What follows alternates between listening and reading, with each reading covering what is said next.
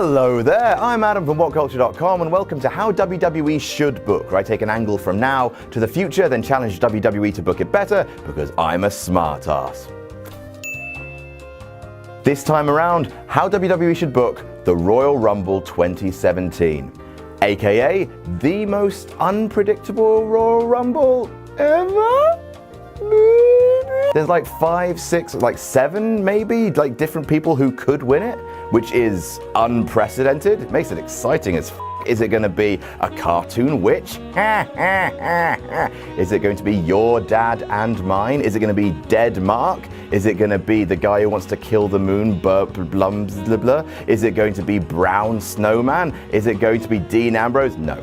So who's it going to be? Who would benefit the most from the Royal Rumble? How should the book the Royal Rumble? I'll tell you how to book the Royal Rumble. I'll tell you how they should book it. Do better. Ding. What?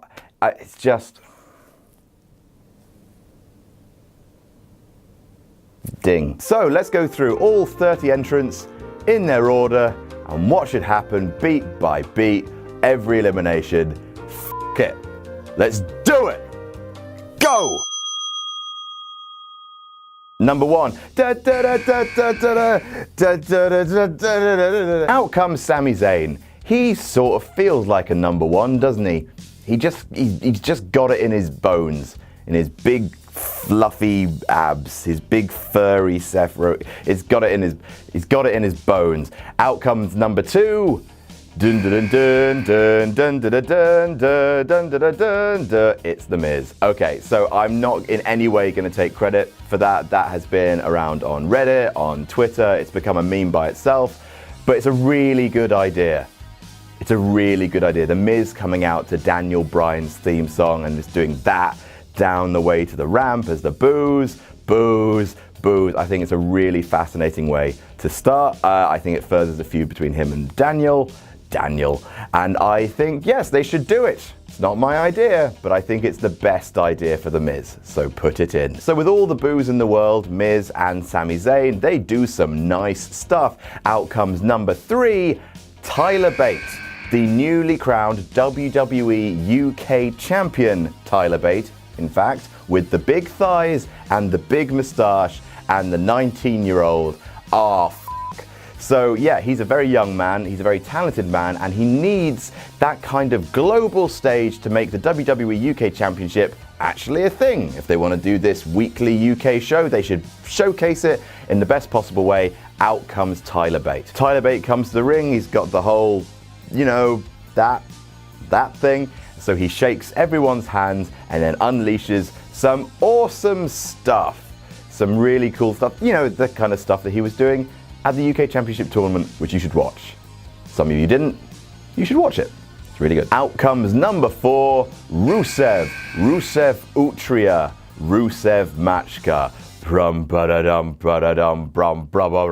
So Rusev comes in and he makes it his mission to destroy Tyler Bate. He brutalizes him.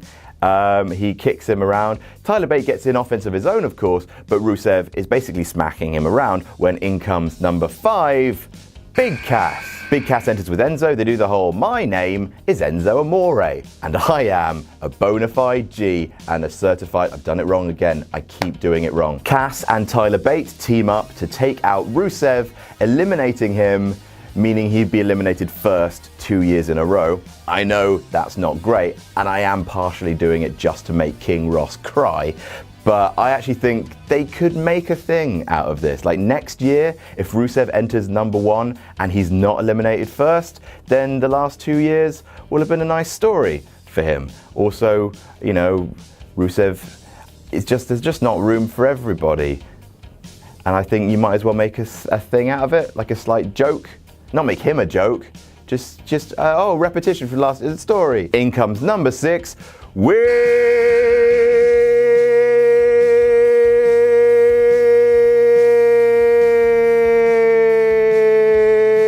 it's the Big Show. How could anyone eliminate the Big Show? He weighs 6,000 pounds. Big Show comes in.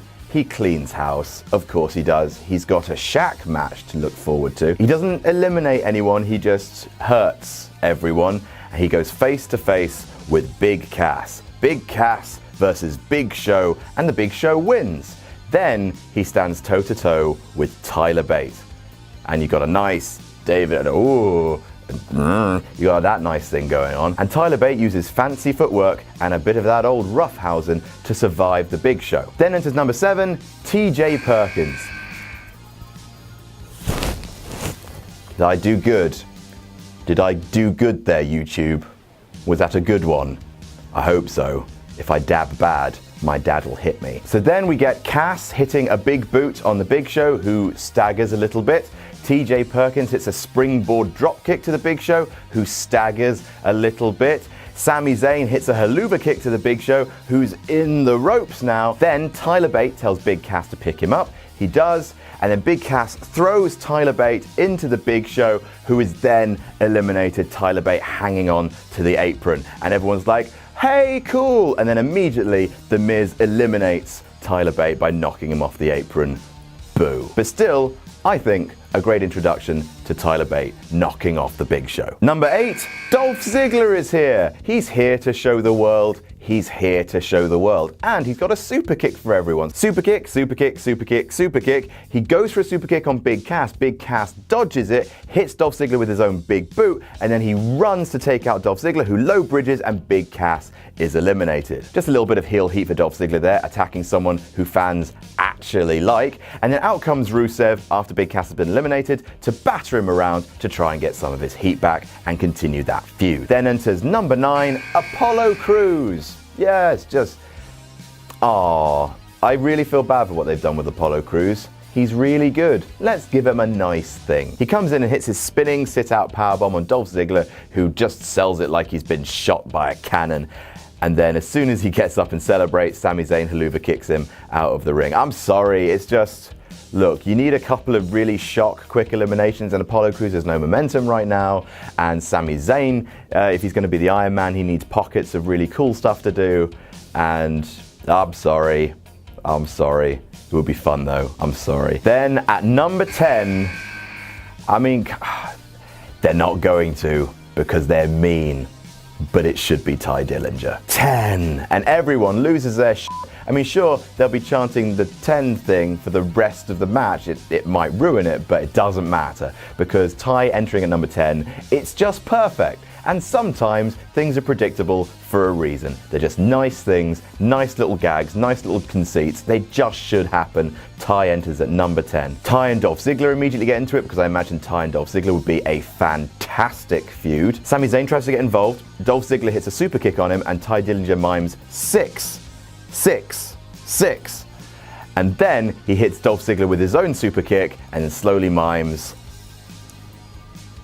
Number 11, it's the man with the plan. It's the Brian Kendrick. He comes to the ring with his adorable pirate flag and he immediately goes after TJ Perkins. He low blows TJ, he wraps the flag around his head and he uses it to throw TJ Perkins straight out of the ring and then does that to the hard camera because he is a man and he has a plan. Then the Brian Kendrick and Sami Zayn have a lovely sequence because I believe that they are capable of beauty together. Ziggler hits both men with zigzags and then The Miz sneaks up behind him for a skull-crushing finale. The Miz is the only man left standing in the ring and he gestures up the ramp. Come on, it doesn't matter who it is. It's Braun Strowman. Nope. Miz immediately rolls out of the ring, just gets down, out he goes, just like, can't be arsed with that.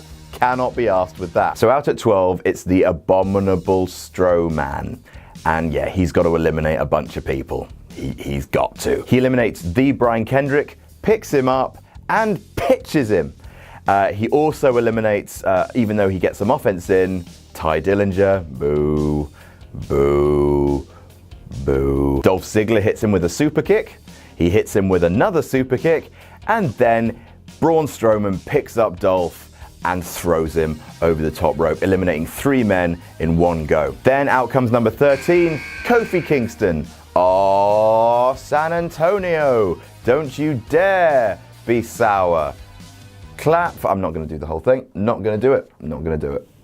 Kofi gets up on the apron and he springboards in and he bounces off Braun Strowman. Braun Strowman batters Kofi Kingston around a little bit, then he picks him up and he throws him over the top rope so that Kofi Kingston lands on the barrier and he just grabs it. He Spider-Mans onto it like John Morrison did. He just grabs onto the barrier and then he pulls himself up, he sits on the barrier and he's like, okay, I'm on the outside now. So we got Kofi on the outside, we've got Miz still on the outside being a chicken heel, and we've got the only man left in the ring is Sami Zayn. Zayn versus Braun Strowman. So these two go at it. I love watching Zayn and Strowman wrestle. I think they're impeccable together. And after everything, after the last man standing match, after just hurting him all the time, Sami Zayn manages to haluva kick and eliminate Braun Strowman. Braun Strowman, of course, lands on his feet, immediately comes back in the ring, tosses Sami through the middle ropes to the outside, and then hits his running power slam on the outside, which effectively destroys Sami for a little while. So, he gets his heat back, and then he grabs Kofi Kingston. Braun holds him over his head and throws Kingston into the crowd. And this is risky, but why not try it? The crowd surfs Kofi Kingston around the outside. Remember that glorious ECW spot with Spike Dudley? That, basically. So the crowd are carrying Kofi Kingston round. Kofi stops them. He directs them to a point of the barrier. They put him back. He jumps on Brian Kendrick's still prone body, or Sami Zayn's, or whoever's still devastated on the outside, hops on him like a stepping stone, hops back on the apron, and hops back into the ring. Kofi has avoided elimination once again. Then out comes number 14, R-Truth, the worst man alive, bringing nothing but horror in his wake. He grabs Miz, hey, remember the awesome Truth? Throws him into the ring, hits a move on him, then tries to pin him, because he's a f***ing idiot. That's his whole thing. He's a f***ing idiot. He gets a nice Trouble in Paradise from Kofi, and that makes me happy. Out comes number 15, Kalisto, who does some lucha things. On the outside, we have Sami Zayn unconscious. On the inside, we have Kalisto, Kofi, R-Truth, and The Miz. Then, number 16 is Goldberg. Dadberg. Gold Dad. And, well, everyone dies. Everyone dies. Apart from Zayn, who is on the outside, Goldberg spears everyone. Everyone. He picks up Kalisto, and I'll see you f***ing later. The Miz eats a spear and reacts like he's just been hit by a boat. R-Truth takes the full jackhammer. Because this is my video, f*** him. Out goes R-Truth, The Miz eats a second spear, and then out he goes, and Goldberg is the only man left in the ring. He looks straight down the hard camera, and he screams, "Who's next?" And out comes number 17, James Ellsworth. Oh dear. So James Ellsworth takes an understandably long amount of time to get to the ring. He tries jogging on the spot. He maybe does some press-ups outside, maybe some sit-ups. He's just getting himself ready, and he looks down the camera. He grabs the camera. He says, I think I can do this. Any man with two hands has a fighting chance. Dead, in the ring, dead. You. I would have him speared out of his shoes. Literally, if they can, have his shoes be slightly looser and then have him speared so hard that he flies out of his shoes, and Goldberg tosses him over. Who's next? Out comes number 18, Kevin Nash. Yep, it's Kevin Nash. Yep, he's old, I know, but so is Goldberg, and it's NWO Kevin Nash. For a couple of reasons. I mean, one, Triple H always wants to give his best friend a payday, and every time that Kevin Nash has come back, it's sort of been cool. Sort of. Also, Kevin Nash was the guy who beat Goldberg's streak in WCW. I think, therefore, a face-off would be pretty neat for the old fans.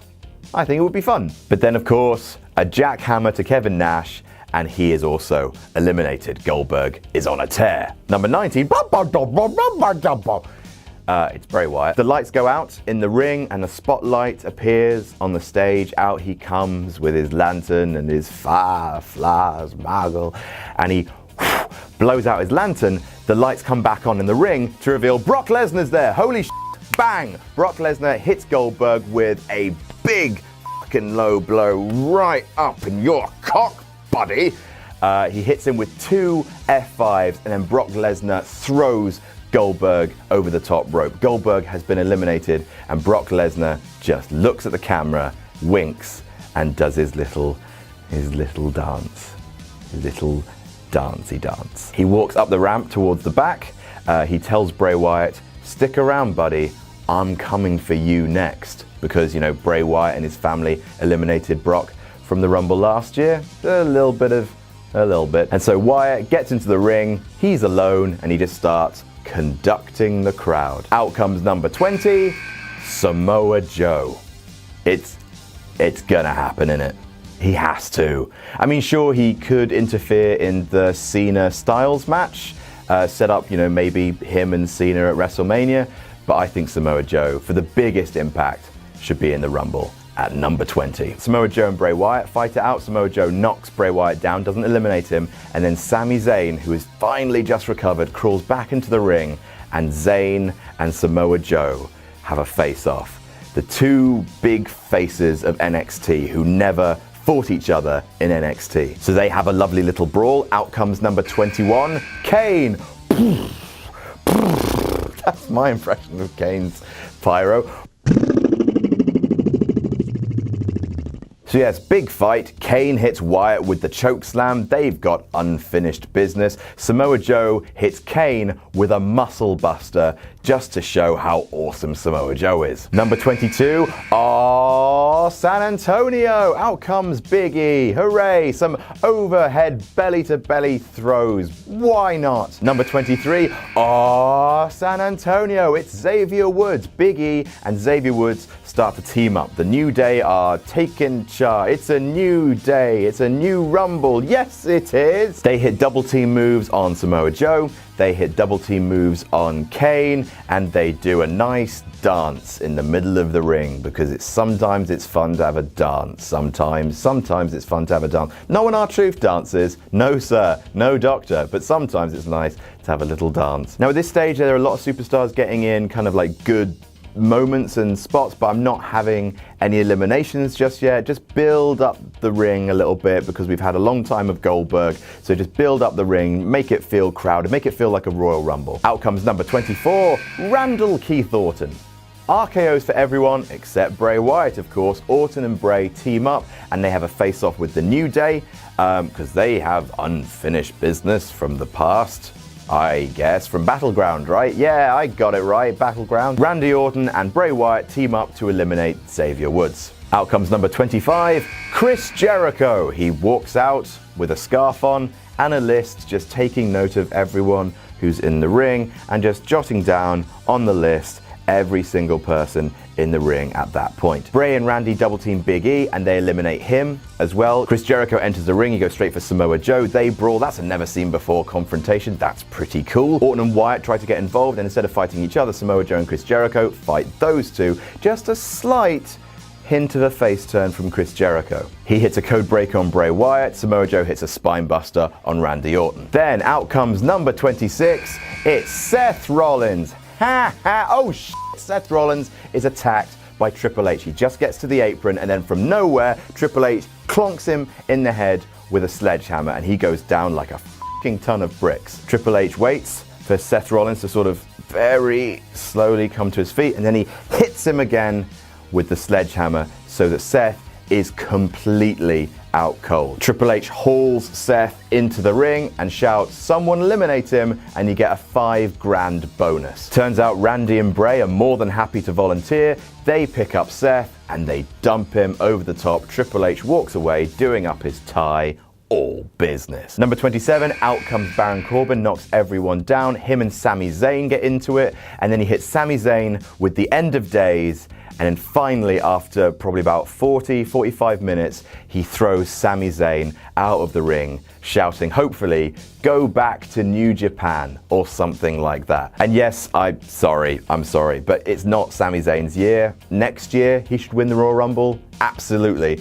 This year, it's not his year, and Baron Corbin could do with that horrible, horrible heat. Then Baron Corbin and Samoa Joe come to blows. They've got unfinished business from TakeOver Brooklyn. Baron Corbin manages to knock Samoa Joe down. Then Orton hits the RKO on Baron Corbin, but then Joe throws Randy Orton out of the ring. So out comes 28, Dean Ambrose. He scoots down to the ring like the wacky son of a bitch that he is. He enters and immediately hits Jericho with the Dirty Deeds. Baron Corbin tries to hit him with End of Days, but he counters that into another Dirty Deeds and throws out Baron Corbin. See ya, bye, get a haircut. So in the ring is Jericho, Ambrose, Wyatt, Kane, and Joe. In comes number 29, Brock Lesnar. Well, here comes the pain. It's suplexes for everybody because you've all been very good this year. Suplex to Ambrose, suplex to Kane. He gets up Chris Jericho for an F5. Kevin Owens, who is still champion in this booking, he is still the Universal Champion, not Roman, not Roman. Out comes Kevin Owens. It looks like he's going to help his best friend. He sees Brock, and then he just turns around and thinks better of it. And then bang, Brock Lesnar hits Chris Jericho with an F5. Chris Jericho then rolls out of the ring in a daze. Bray Wyatt and Brock Lesnar have a face-to-face confrontation, and as revenge for last year, Brock eliminates Bray Wyatt. Then Samoa Joe and Brock Lesnar stand face-to-face. And yes, I'd like to see that. Samoa Joe starts nailing Brock with strikes, but because, Samoa Joe's been in there for longer and Brock is fresh, Brock gets the upper hand, suplex, and an F5 to Samoa Joe. Also, then Brock eliminates Ambrose. Out goes Dean before number 30 enters. Gong. It's The Undertaker. Lesnar is the only man standing. Taker walks to the ring, stare down with Lesnar, and they just start battering each other like two dads walloping each other in the car park of a Wetherspoons on a Friday night in Newcastle. What an awful city. Brock has Undertaker on his shoulders for an F5, but Kane comes to the rescue, and then briefly, maybe one last time, Kane and The Undertaker team up in the Royal Rumble. They go full Brothers of Destruction, a double choke slam to Samoa Joe, and then Lesnar comes and flattens both of them. He picks up Kane, he eliminates Kane, and turns around into a spear from Goldberg. Goldberg simply spears him, that's all he does. He rolls to the outside and bellows, "That's for you, you son of a bitch." Lesnar gets to his feet, dazed and confused, and Undertaker eliminates Brock Lesnar. Revenge for the streak at last. Well, again. Samoa Joe and The Undertaker, they face off, they battle again. This hasn't been seen before. Samoa Joe looks like he's just about to eliminate The Undertaker, then Undertaker clotheslines him out, and as soon as he's done that, Undertaker is eliminated from behind by a sneaky Chris Jericho. He just comes in, whoop, hoys Undertaker out. Chris Jericho shock wins the Royal Rumble. And he jumps up and down and he celebrates like mad. And why Jericho? Well, a number of reasons. First of all, Taker doesn't really need it. He's got the prestige to just challenge anyone. And I'd quite like him to challenge AJ Styles. Please. I know it's going to be a Raw guy, but please. I mean, maybe Balor. Maybe Balor? That would be pretty cool. I think fans would like that. I mean, they'd fight because let's see who's the spookiest. Maybe the few could do with a bit of work, but I think that would be a pretty interesting matchup. Again, you don't need Taker to win the Royal Rumble to do that. Strowman was a possibility.